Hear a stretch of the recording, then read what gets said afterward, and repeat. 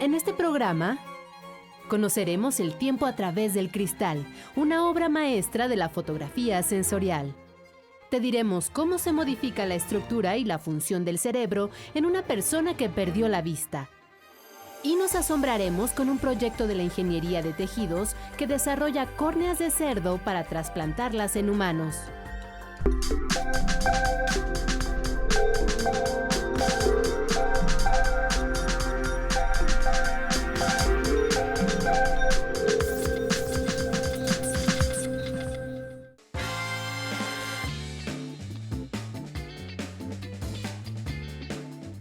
Bienvenidos a Factor Ciencia, soy Ucía Vázquez y los saludo desde la Alameda de Santa María de Ribera. Sin duda, un lugar emblemático si consideramos que este fue el primer parque que se construyó en lo que eran las afueras de la Ciudad de México durante el siglo XIX.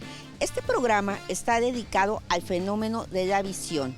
¿Qué pasa cuando no podemos ver y cómo actúa nuestro cerebro y el resto del organismo? Dicho en otras palabras, cómo se mira a través de los sentidos. Así que no se lo pueden perder. Esto es Factor Ciencia. Comenzamos.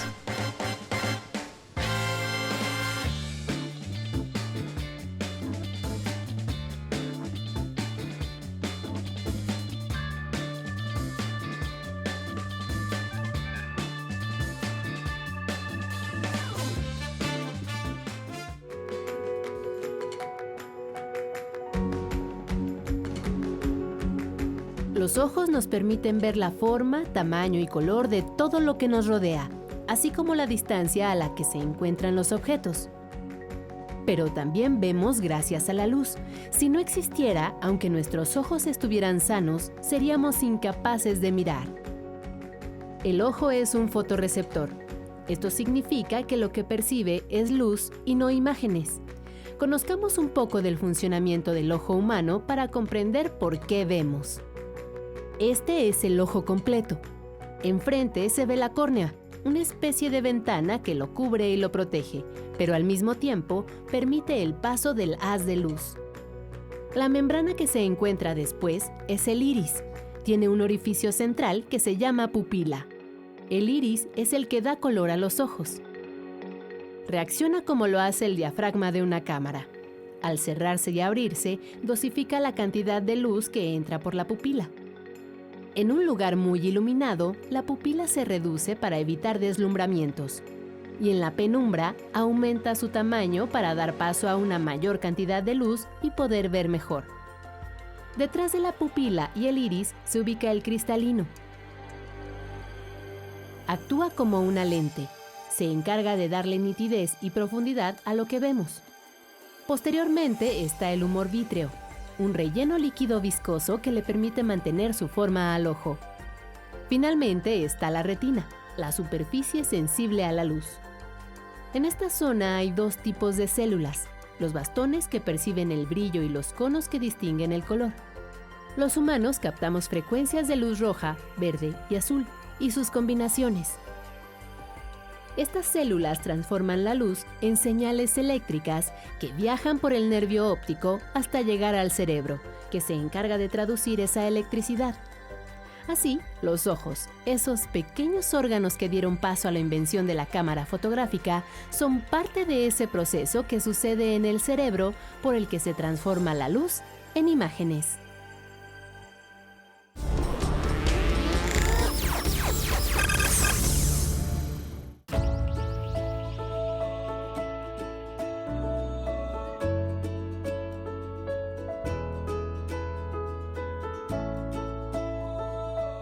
El doctor Gabriel Gutiérrez Ospina es el primer científico que ha publicado una investigación de cómo funciona el cerebro de las personas que no ven.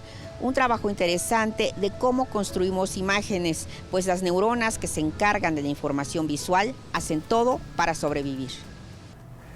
El cerebro de las personas que no ven es muy diferente. La magnitud de la diferencia con relación a individuos que tenemos una visión, pues digamos, intacta, personas que nacen con ceguera congénita o genética, tienen la diferencia de la estructura y la función cerebral es mayúscula con relación, al compararse con individuos que han perdido la vista ya cuando son adultos. Pero de todas maneras es diferente cuando perdemos la vista como adultos. ¿En qué consisten esas diferencias?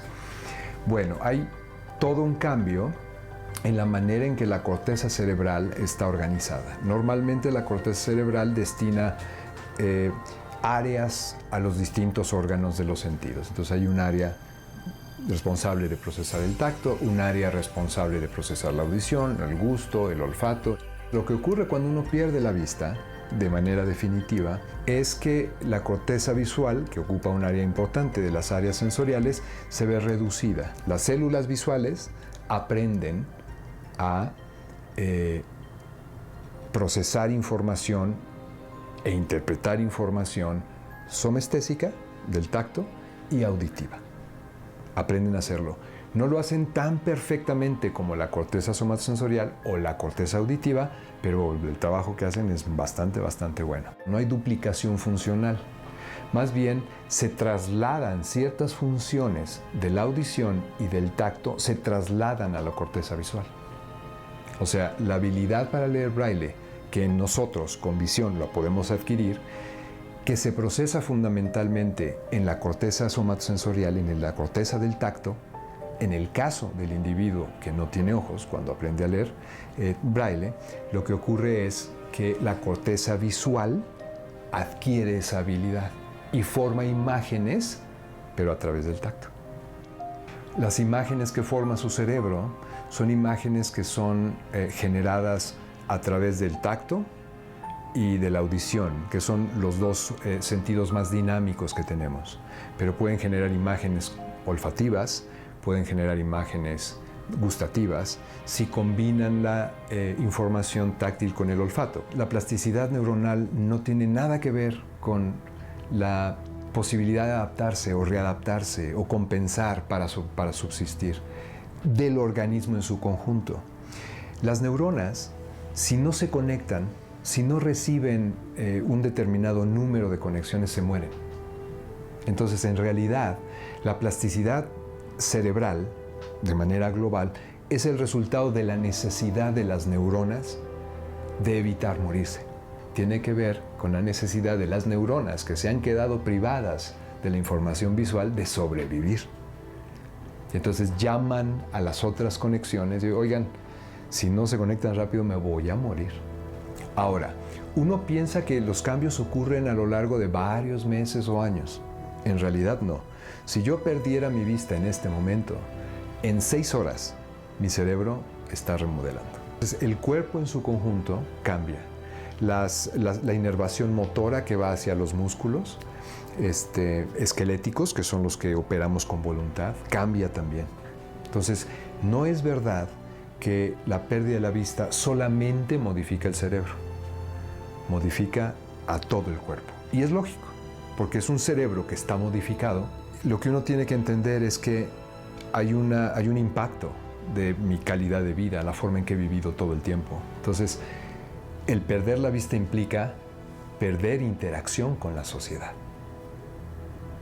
Y eso produce depresión. El cerebro está haciendo sus cambios, pero entra miedo.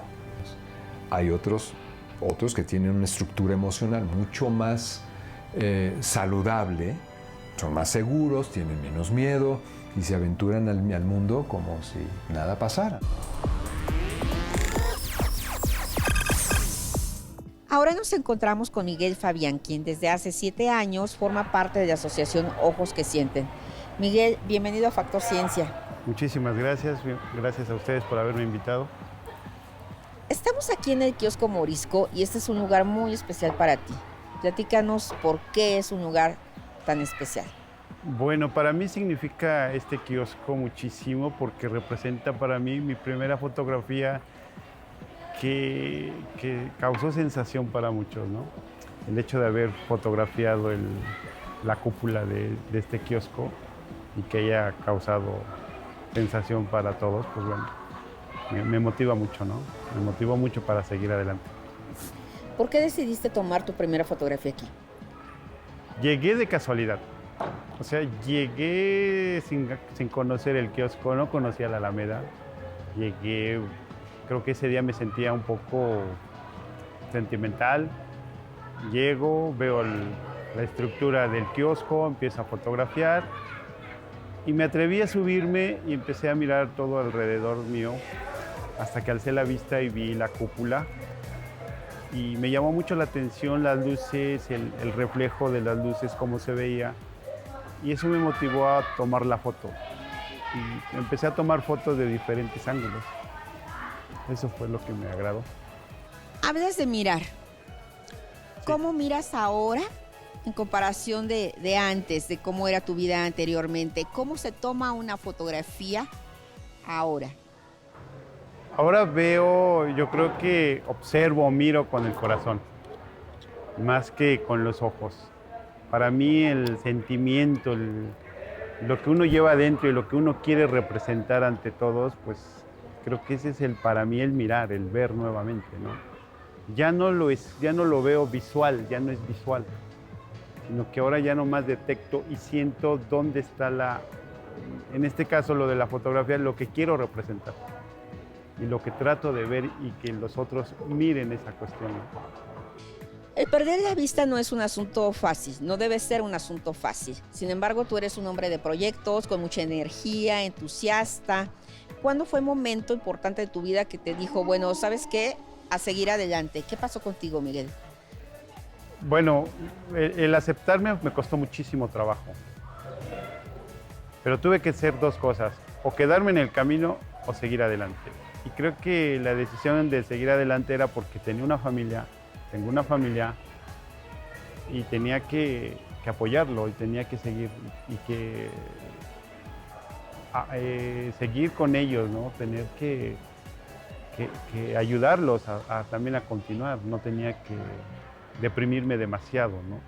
Entonces, la situación de ir conociendo más el mundo oscuro, el mundo de la ceguera, pues me dio fortaleza de que sí se pueden hacer las cosas y de que no hay límites, o sea, sinceramente no hay límites, ¿no? Que el ser humano se las pone, es 100% mental. Entonces, adelante, tenía que ir. Pues este programa se llama La mirada de los sentidos y te voy a pedir que seas mi maestro. Quiero que me enseñes a saber cómo conducirme con el bastón, cómo conducirme en una situación de no ver. ¿Me enseñas? Correcto. Por supuesto que sí, vamos. Bueno, esto es Factor Ciencia, continuamos.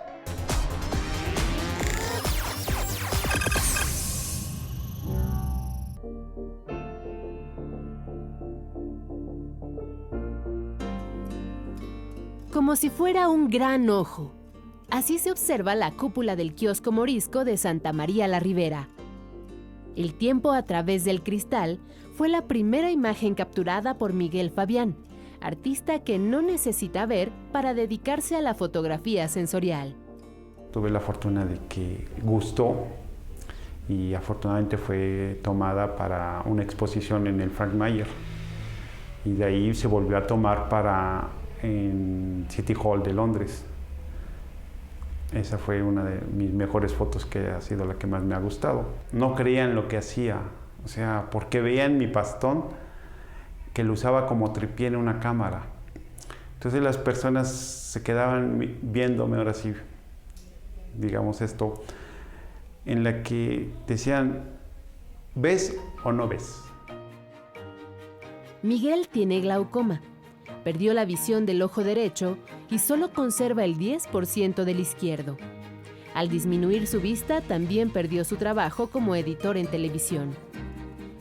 Fue cuando llegó a Ojos que Sienten, asociación que desarrolla la inteligencia emocional de personas con discapacidad visual. Aquí aprendió a vencer sus propios límites. Y aprendí a manejar la computadora nuevamente, a leer el lector de pantalla, que eso me ayudó muchísimo, y buscar y encontrar nuevas soluciones y nuevas actividades en mi vida. De María de Iturbe, psicóloga y fotógrafa profesional, Miguel Fabián aprendió la técnica: a estructurar imágenes desde su interior. Como ha ido desgastándose mi visión, En ocasiones pido un apoyo para que me describan el área en donde me encuentro, qué es lo que tengo a mi izquierda, a mi derecha, atrás de mí o enfrente de mí. Entonces ya más o menos eso me hace ir imaginando qué tipo de foto voy a tomar, qué quiero tomar y cómo la quiero tomar. La fotografía le ha permitido a Miguel enfocarse en la información que le brindan sus otros sentidos. Su temática es variada: animales, estructuras y hasta retrato. Voy imaginando cómo está sentada, cómo ella se mueve, cómo ella platica, para que yo con mi sentido auditivo empiece a enfocarla e imaginar la foto que yo quiero. Ahora Miguel Fabián tiene otro trabajo, proyectos definidos en lo personal y profesional. Con su cámara ha logrado el reconocimiento. Sus imágenes aparecen en The Blind Photographer, el único libro en su tipo que reúne a nivel mundial el trabajo fotográfico de personas con discapacidad visual.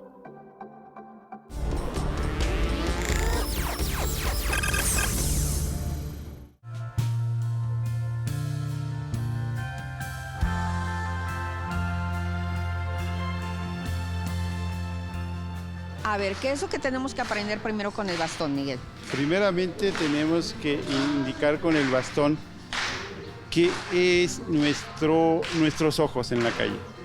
Bien. Esto es nuestros ojos, nuestro guía, lo que nos va a ayudar a andar en la calle, en la vida diaria, sin tropezarnos, sin chocar.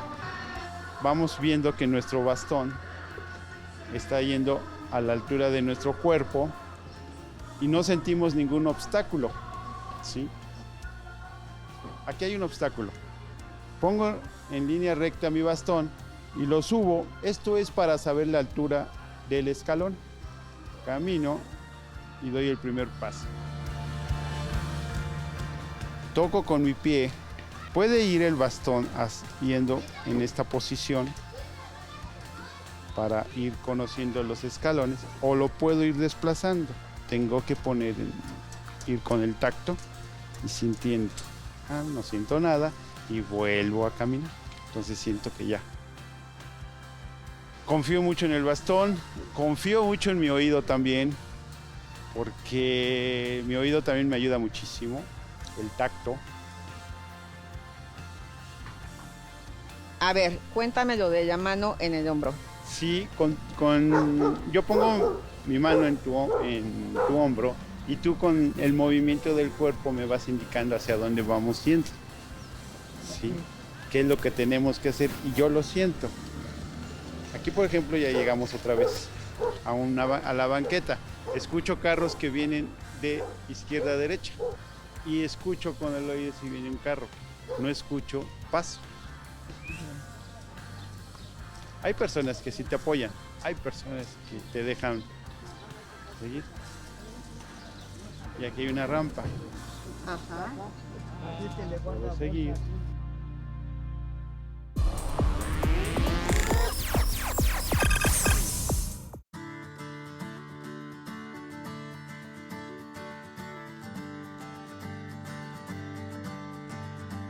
Hace 13 años, Gina Badenoch, fotógrafa y fundadora de la asociación Ojos que Sienten, tuvo una idea inusitada: impartir cursos de fotografía a personas con discapacidad visual. Hoy, los cursos continúan y la estafeta se ha pasado a colaboradores como María de Iturbe, quien además de fotógrafa profesional, es psicóloga. El primer día de clases justamente es como una clase de ventas, ¿no? Porque justamente les tienes que vender la idea de que te preguntan, ¿por qué estoy yo aquí? O sea, mejor dame una clase de video o lo que quieras, porque pues por lo menos lo va a poder oír. Y yo, por ejemplo, lo que me gusta platicar es, ¿tú sueñas? Pues sí.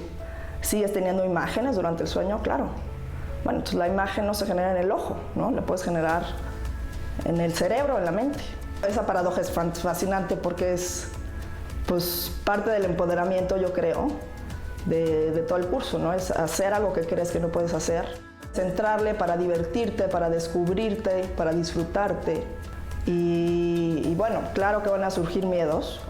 Pues tienes que empezar a relacionarte con la cámara, ¿no?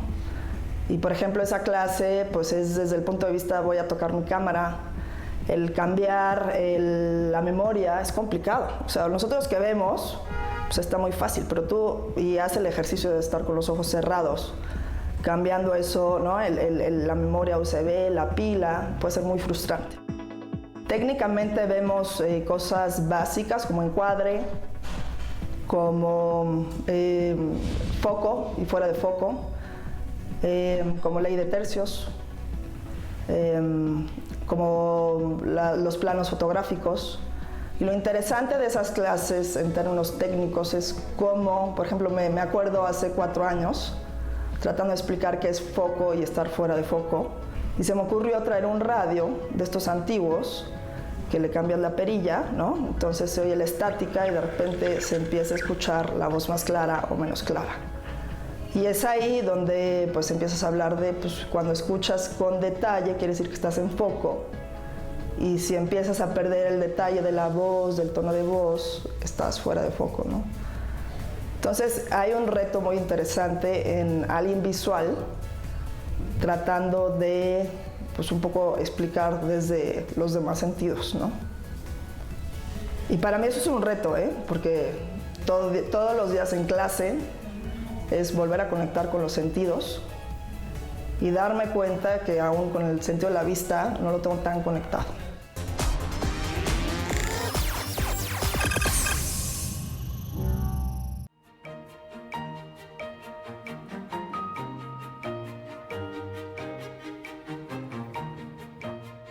Miguel, de las cosas que tenemos que aprender es cómo ubicarnos. ¿Cómo te ubicas para tomar una fotografía? ¿Cómo sabes, no sé, en qué dirección está? ¿Izquierda, derecha, al frente, atrás? ¿Cómo se hace esto? Ok, cuando yo recibo un apoyo visual de alguien, entonces él me indica o ella me indica la posición en la que se encuentra lo que tengo que fotografiar. Me indica, normalmente me ubico con el reloj, con las manecillas del reloj. Si me dice a mí, Miguel, tienes un monumento a las 10, yo ya sé que lo tengo de mi lado izquierdo y más o menos en un ángulo de 45 grados, por la manecilla del reloj. Ajá, esto quiere decir que todo lo que te rodea, ¿tú te ubicas como en el centro de un reloj imaginario? Exactamente. Bien, entonces, enfrente, ¿qué serían? A las 12. Las 12.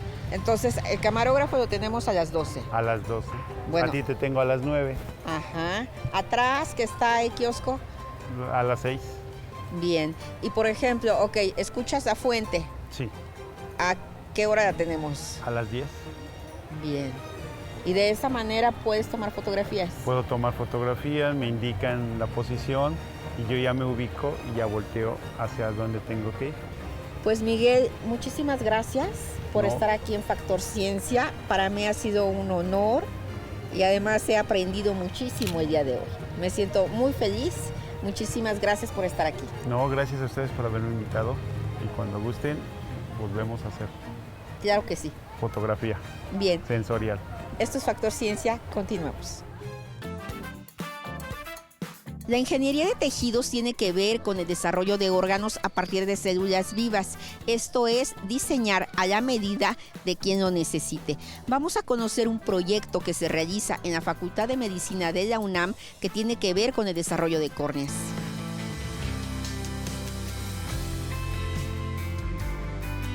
El proceso de ingeniería de tejidos comienza con la disección de córneas de lechón, parecidas a las del ser humano por su grosor y convexidad. Las células humanas que se emplean son donadas por instituciones de salud. Básicamente son residuos de córneas trasplantadas. Lo que normalmente se utiliza es la parte central de la córnea y la parte periférica, el rodete corneal, pues es un tejido de desecho que eliminan, pero que allí hay una gran cantidad de células troncales, células madre, que nosotros podemos utilizar para obtenerlas y generar células que podemos sembrar en estos estromas de cerdo y con esto comenzar a construir córneas. Las córneas de cerdo pasan por un proceso de limpieza que elimina sus células originales, dejando el estroma, un tejido de varias capas donde se siembran las células humanas que al multiplicarse forman una nueva córnea. Estos medios de cultivo pues tienen factores de crecimiento, aminoácidos, iones, azúcar, y le ponemos a la incubadora la temperatura necesaria, similar a la nuestra, 37 grados, y un ambiente, una atmósfera similar a la que tendríamos en nuestro cuerpo. Como resultado, se obtienen córneas biológicamente funcionales, sin posibilidad de rechazo inmunológico. Las córneas es un tejido, la córnea, inmunológicamente privilegiado. Es decir, no tiene vasos sanguíneos. Y como es avascular, no tiene vasos sanguíneos, entonces no llegan moléculas del sistema inmunológico que puedan reconocer a estas células. Por esta razón, se pueden trasplantar de un individuo a otro, aunque no estén relacionados inmunológicamente. Uno de los obstáculos para el desarrollo de la ingeniería de tejidos no surge en el laboratorio. Es la falta de legislación. El trasplante de órganos se define como el tomar un tejido o un órgano de un donador, ya sea vivo o cadavérico, y colocarlo en un huésped, en un hospedero. Pero si uno toma ese órgano tejido y lo lleva a un laboratorio, lo modifica, estrictamente hablando, eso ya no es un trasplante de órganos, es otra cosa que no está tipificada en la legislación. Por ahora, la creación de córneas sigue su curso, y antes de ser usadas en personas, se probarán en animales.